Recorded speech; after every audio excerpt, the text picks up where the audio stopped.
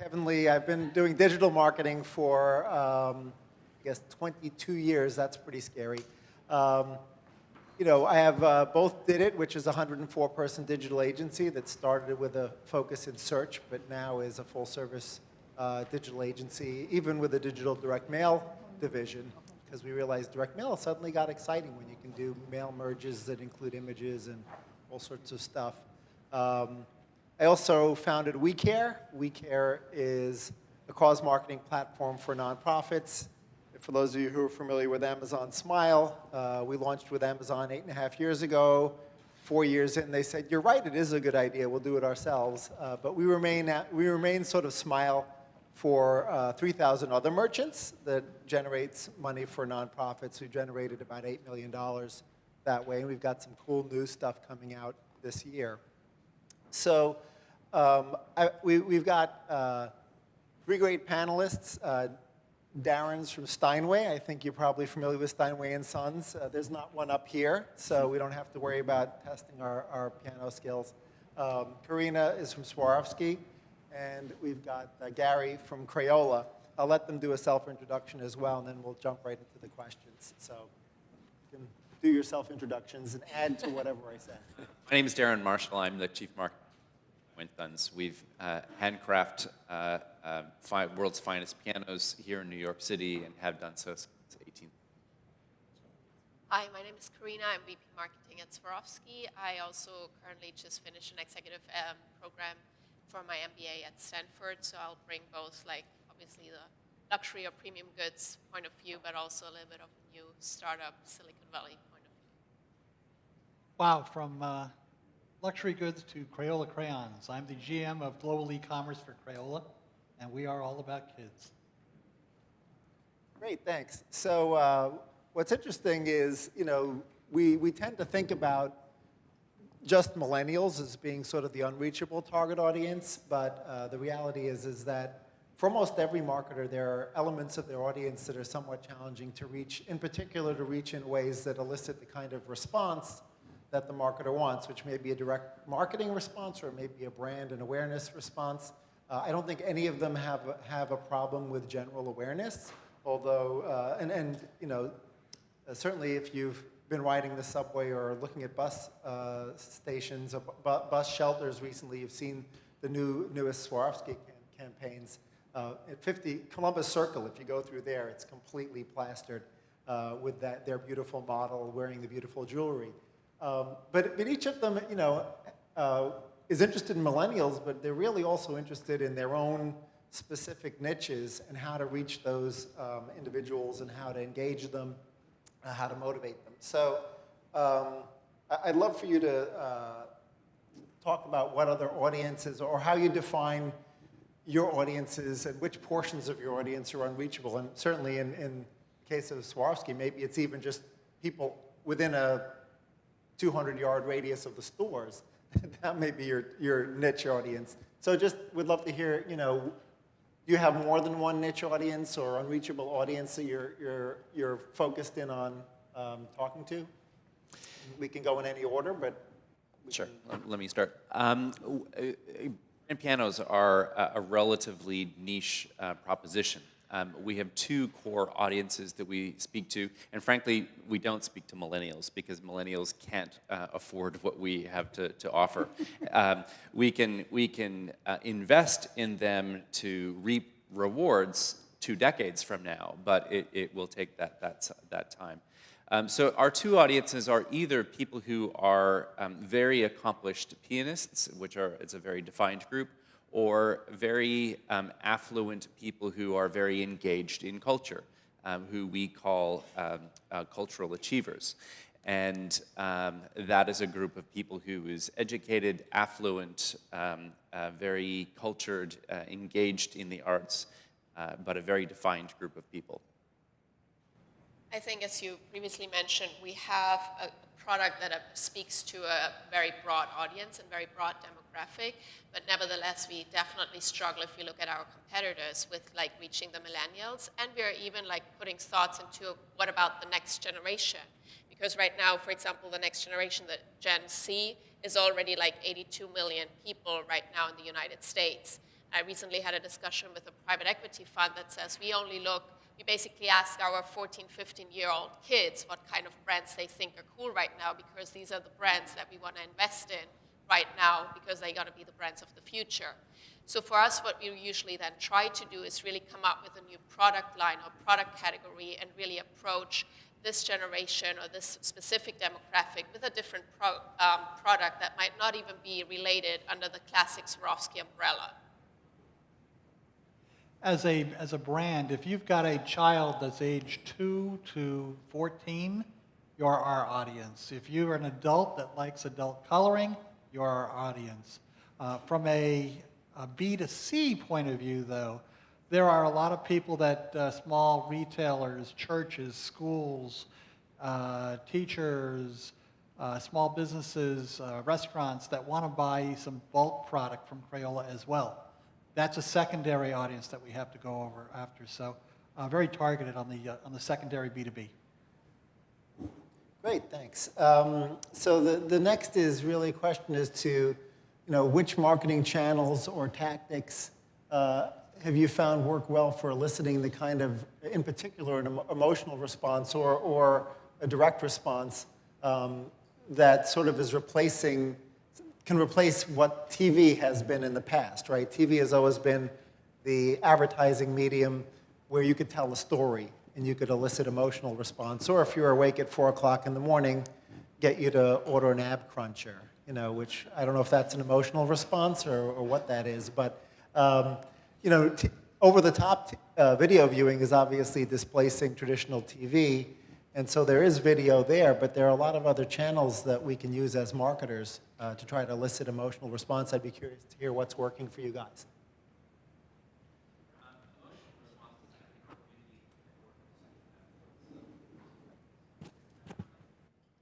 Was on. There it is. It's back again. Emotional responses are really important because at the end of the day, people aren't buying products. They're buying into brands and what brands stand for. And being able to tell those stories, and there's a lot of discussion earlier today about content and storytelling, those are hugely important things to be able to do.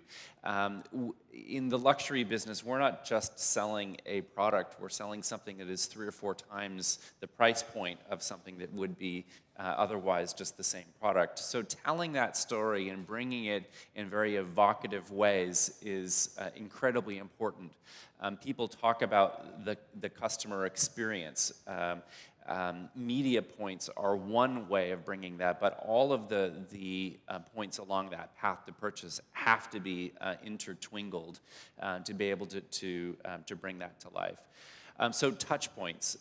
If you follow the path to purchase, in our case, in some cases that's planting a seed and doing things like magazine advertising or videos with Facebook are incredibly important to be able to target very specific people.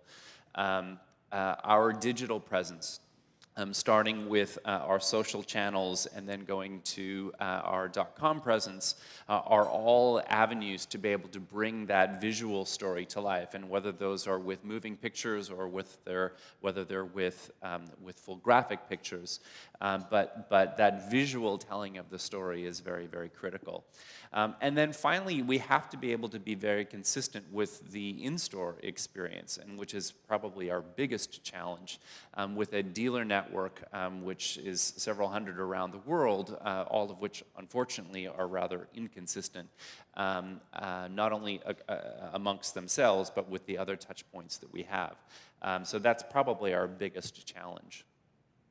I think if I can add to that, especially like in-store experience, if you're a retail brand and also the B2B, like the person who sells the product is the brand ambassador. So you really, and we see that we do like a brand measurement study every year in different markets, and we see a lot of problems, especially in the United States, and kind of when we do like our little secret shopping things, we see that it's the in-store experience, because you might not have the most informed person there that knows the whole brand story about Swarovski, that can really tell you the heritage and how it all started, and it's a beautiful, fascinating story. But if you are in the store and no one tells you that story and no one engages with you on that level, then that definitely doesn't add to your brand experience.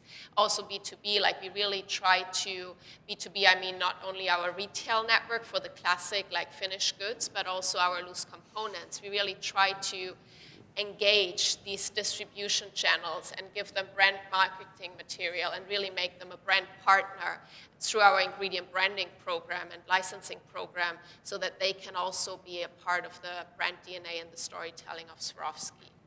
When it comes to other channels, definitely offline, obviously, online, your retail, like the experience, especially now when we're talking about like reaching millennial generation or even the next generation, what you do on the mobile device is crucial. Like the technical solution there has to be just amazing. You have to be able to see the products, purchase the products.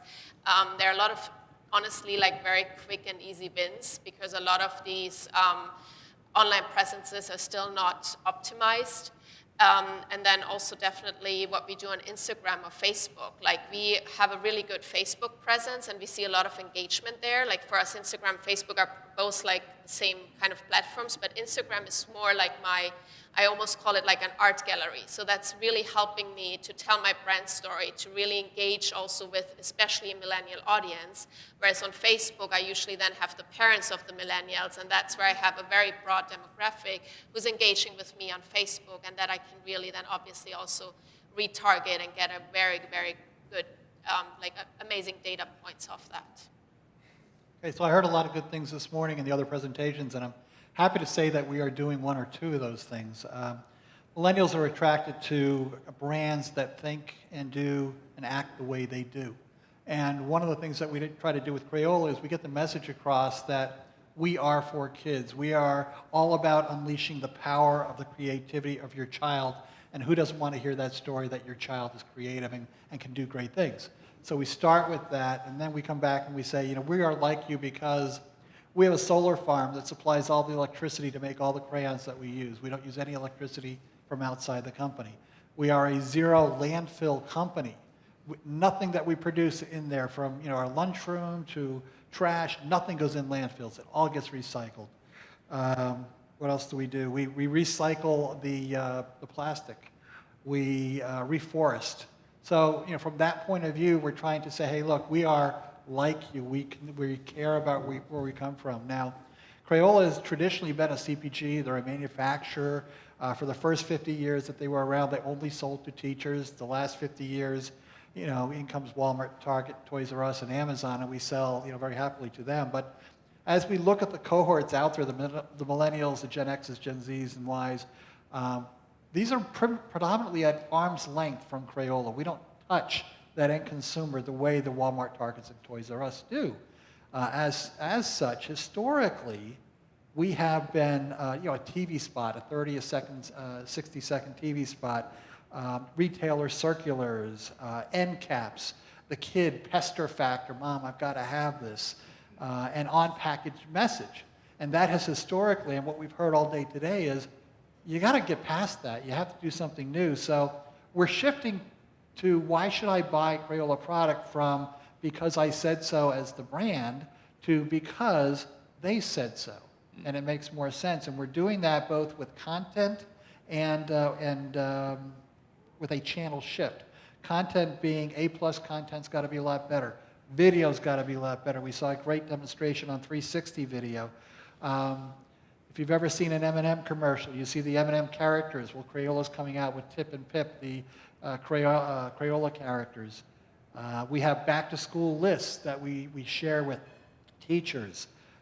We have how-to videos, and not only how-to, but look what I created. So we ask our customers to send us videos, to send us images for, how did they create something? We had a sidewalk selfies where we had kids take pictures of with the sidewalk chalk they did on the sidewalk, and they sent it to us and we put it up.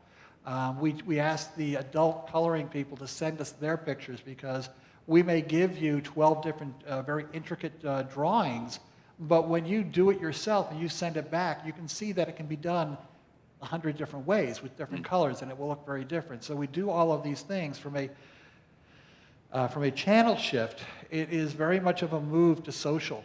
We see that when we go on social, there's a 6x lift in sales as a result. I mean, that is huge. TV, instead of putting out the 30 and 60-second spot, we're trying to get on, Good Morning America, we're trying to get on Ellen, we're trying to have other people talk about our products besides us. Big on Facebook, big with bloggers, awards. We share that a Crayola has won, I think about 27 national and international awards this past holiday season. So we're always trying to get our product out in front of people to make a decision as to, hey, is this a silver, a platinum, a gold? And then, just as I said before, our culture, all about kids, and trying to get people to talk about us in that fashion. Great, thanks so much. In previous generations of marketing, manufacturers who didn't have a significant retail presence, or manufacturers who relied pretty heavily on channels of distribution, didn't tend to have that much direct contact with consumers, at least bi-directional contact. Consumers would just sit there and absorb the marketing messages that were being put out there by the brands. But increasingly I've seen brands start to embrace both CRM and social CRM to the direct consumer. And even if there is a channel, they also want to have a direct relationship with that consumer. Maybe it's a social CRM and social media relationship. Maybe it's being on an email list or whatever. But I'd love to hear how you're thinking about CRM and social CRM as a sort of adjunct tool to use to engage your customers, prospects.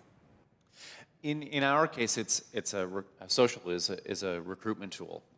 Whatever we can do on social to be able to expand our audience by telling stories and engaging new people.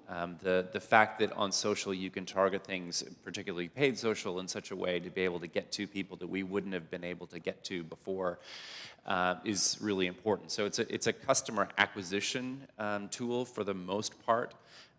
It then becomes a relationship building tool in terms of helping, as you had said, Katrina, helping to tell our story in different ways. There's different aspects of our story.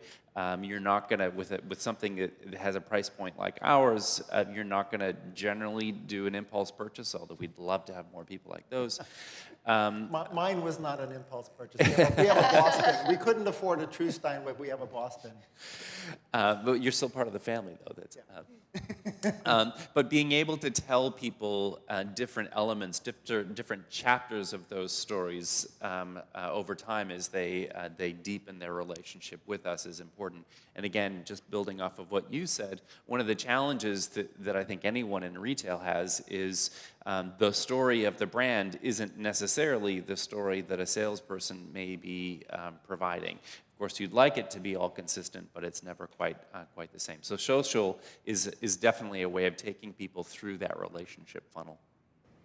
If I can only add on what you already said, like it's really about engaging my audience, like especially for the product that we carry.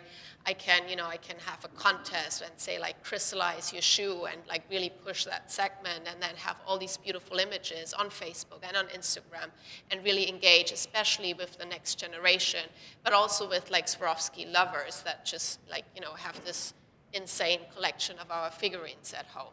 So for me, it's really about obviously not only targeting new audience, but really engaging the existing audience and making sure that they have a constant relationship with the brand and that they know about new products that are coming up. And then obviously it's a perfect way to launch new products. Like we just recently started going into the wearables market and have like fitness tracking devices in a really beautiful version, obviously. So this is something that works perfect on social media. Just one step back, like I think you really need to know who is the audience that you want to address. I just recently had a conversation with a very successful, rather new retailer in the same jewelry field, and they spent like 85% of their marketing budget on direct mailing. But now that's just not the way you reach this next generation, especially if you have a beautiful product at a very affordable price point. You want to make sure that you really, whatever you do on your marketing budget, reach this target audience. And if I look at friends that I have that are much younger than I am, usually they don't even look at their mail anymore because they do everything obviously online or on their mobile device. I wish I had a better answer for this question because millennials they seem to have a very much an aversion to conflict. They seem to want to get together with groups to make a decision before a decision is made. If they do communicate, they communicate on text, SMS first, and then emails, and then social, and then phone, and then in person, and they disconnect from as much as they can. The only good news, for you would be they don't have the money yet to buy your stuff, but they do have enough money to buy crayons. Yeah. So I'm Yeah, kind yeah. of stuck. I So don't we have could a good partner. answer. That's great. Yeah. I'll be your upsell. That's quite a jump. Although you do have a lot of money from the crayons my kids have used, not as much as the Boston cost.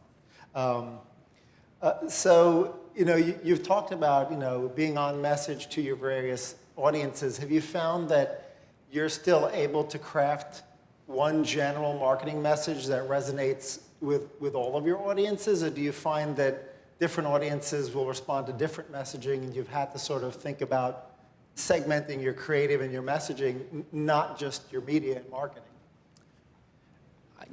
If you think about lunch an hour ago, at lunch there was a buffet with different things because some people are vegan and some people don't eat pork and some people don't like chicken or whatever the case might be. We are an exact fishbowl, if you will, of segmentation. There are certain people who think about things in certain ways. In our case, there's an engineer mindset who wants to know the technology that goes into our instruments, or the people who are really enamored by craftsmanship and the history of how things have been put together over time. There are some people who really could care less about any of that and want something that is just beautiful, or others who take it even further extreme. I want something that nobody else has, and it has to be absolutely beautiful and exclusive. Those are four different people who have four different perspectives on exactly the same brand, and our brand architecture talks to each of those components, and we'll talk about each of those components, but in different orders for different people at different times. It all really goes down to understanding who your segments are and why, who they aren't, and who you don't really want to spend time talking to, and then ensuring that you're starting with the first part of that conversation in the most appropriate way. I think one brand that, because I thought about who does that, who has a campaign right now that speaks to, I think, almost every demographic, and the only thing that really came to mind is Apple. Why? Because it's a campaign that engages the consumer directly, that showcases what the consumer does with the product, and then showcases pictures from your newborn baby to every other age category and all groups, all diversities. I think what is definitely core, and you mentioned that you need to be absolutely 100% sure of your core brand DNA. And that has to be consistent. And then, of course, there are different pillars of your brand and different messages of your brand that you can then work towards different audiences. And you have to be very clear who that audience is and how you segment it. And again, ideally, you have the possibility to reach a broad demographic. We, for example, did a lot of testing. You have no idea how much testing goes into creating a campaign and then coming up with, oh, actually, it's Miranda Kerr, who apparently speaks to a rather broader demographic, much more than models that we've worked with in other campaigns. But still, Miranda Kerr does not also leave certain demographics completely out that are just oh, I don't, whatever they might think about her. So I need to make sure that I embrace that demographic and have a product, a message, and the right channel to reach out to that demographic as well and engage them. You would think that Crayola has a pretty specific targeted audience, but the truth is, up until 2 years ago, they never sold direct to consumer. But we did have a website full of content, and on that website, 30% of the people came, they were teachers looking for lesson plans. 30% of the people that came were kids looking for coloring pages. 30% of the people came were people looking for craft ideas. 10% of the people actually had a reason to buy, and of those kids, we had to segment them down into boys and girls, even though now there's a big push for gender neutral. And we had to segment them into who's buying for these kids. Is it a grandparent buying something because when the kid comes over, I have to have something for them to play with? Is it rainy day? Is it a sunny day? So very targeted messages based on time of year, based on the weather outside. You know, the people in the South get out of school earlier than the people in the North. Therefore, my end of year school messages and my back to school messages have to be targeted North and South. Yeah. And in the winter, when you don't want to sell a lot of outdoor chalk and outdoor paints in the winter because the kids just, other than coloring the snow, they can't do it. So yes, very targeted message, very geocentric, very across the board, and even with the B2B that I talked about earlier, how to target the B2B audience to say, hey, look, you're 50% of my online business right now. How do I get you to come to us and buy in bulk? Great, thanks. So clearly there's been a surge in mobile web usage and mobile internet usage as well. Could you talk a little bit about whether that's made it easier or harder to reach some of your target audiences or your unreachables, if you have any? Yeah, I mean, obviously the answer is yes, I think, for everyone in the room. We just built a new digital platform that has been made mobile capable. So 6 months ago, we weren't really able to engage people on for any long periods of time from a digital device, from a mobile device, and it hurt us. Who of us isn't looking for anything?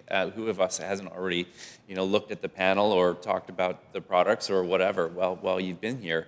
That's how we live life these days. And if you're not engaged with a mobile-friendly format, you're not talking to those people. You have to. It's table stakes at this stage. Absolutely. I think it has definitely made it easier to reach a certain audience. I'm still, there are so many little bugs that you're always working on, like how can I make it more automatic? How can I make a quicker checkout? How can I really make that a flawless brand experience? So I think these are like current questions.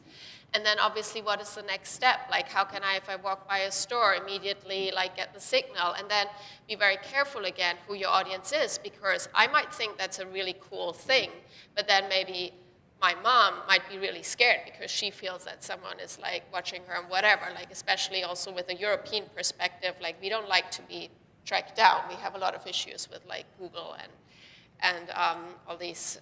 Apparently, the Chinese do too. I guess so. So again, be very clear who you're talking to and who your audience is, and how you can take that step by step to the next level. Hey, Crayola's mobile experience, really bad. Can't say what I was going to say because I work for Crayola, but really bad. Our new mobile platform with responsive is going to roll out in August, and it will be a lot better with most of the things that we heard about today. So those really resonated with me. I thought of this more as a question of attribution, and it's getting more diluted in terms of how to tell, what changes actually affected it. But with what we heard this morning, with 50 to 60% of starting their search on mobile, you have to be mobile first, and I buy into that. People checking their phones 150 times a day. Emails get deleted off your phone immediately. SMS messages, people always read all their SMS messages. So if you can get out there, I think that's a play I take away.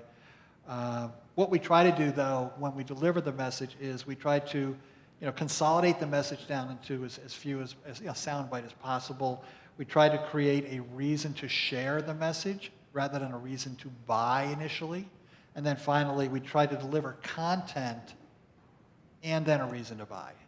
So share it, content, and then maybe you'll buy. Great. So a few of you have mentioned sort of influencers as being important in your marketing, whether it's a music teacher or a celebrity who's going to be, choosing to wear a piece of jewelry, or a celebrity who's going to use Crayola in a photo shoot or whatever. But there's also this blurring of paid and earned media. It used to be the buckets were really clear, like you paid for advertising, and then your PR agency or internal PR team did the earned media storytelling and tried to get on the Ellen show or whatever.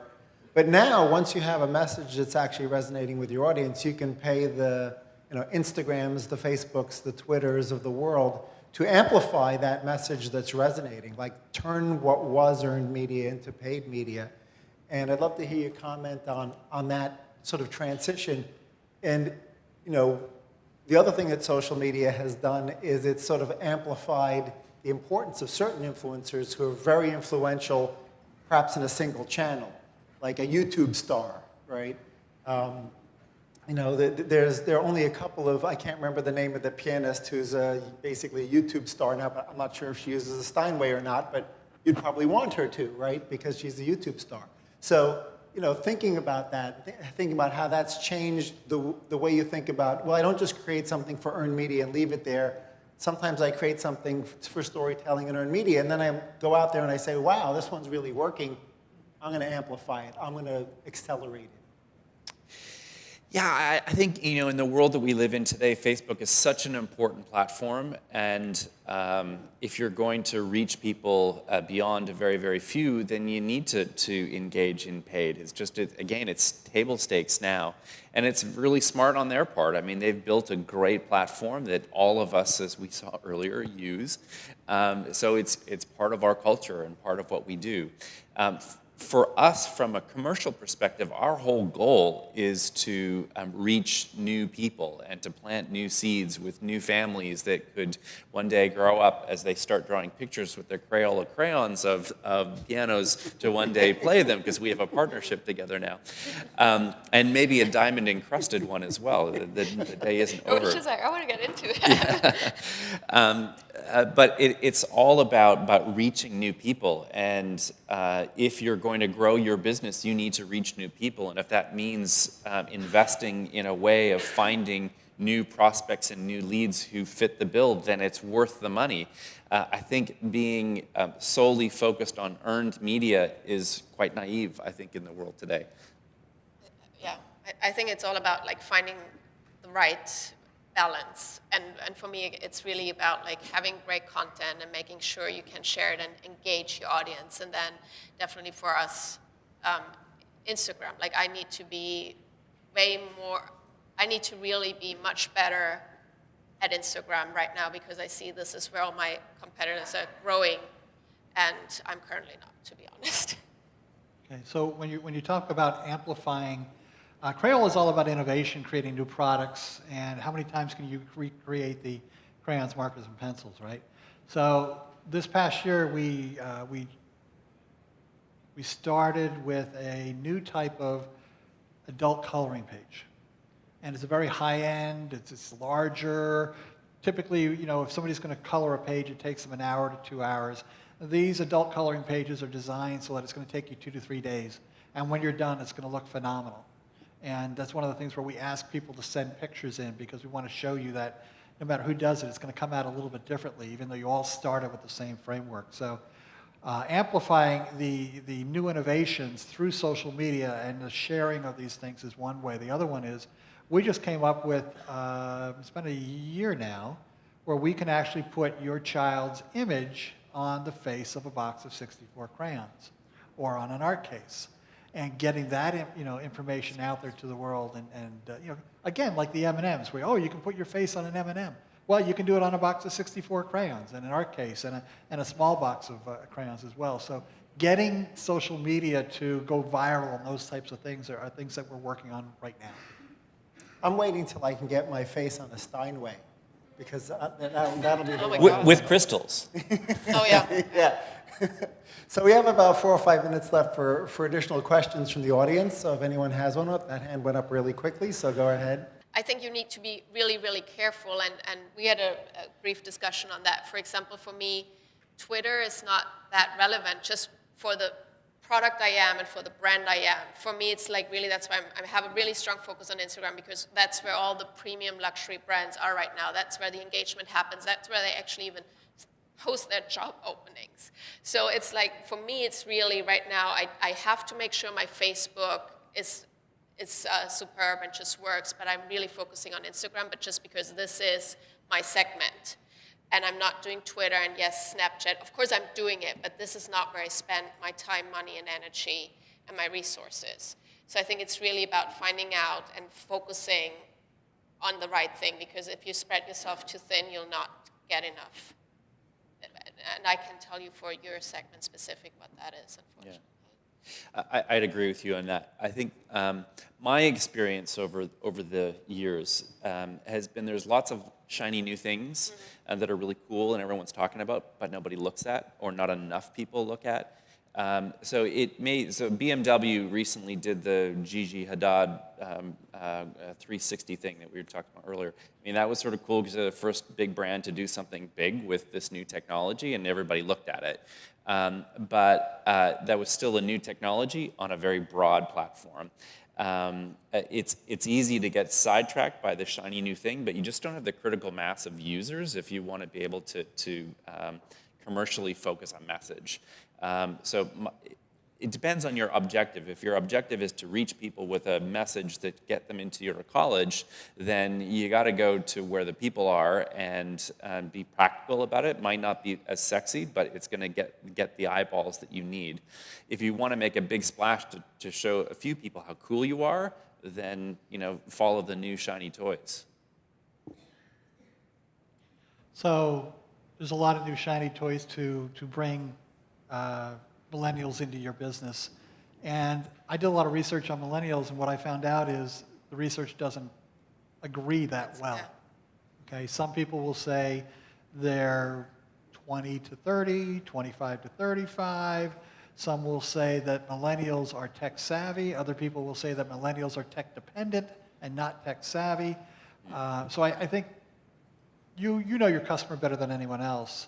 Remember that the millennials are going to turn into, or they're going to act more like the Gen X's very soon as they grow older. And they start to get into their, well, you're getting them before they start to make money. You're getting them when they're spending money.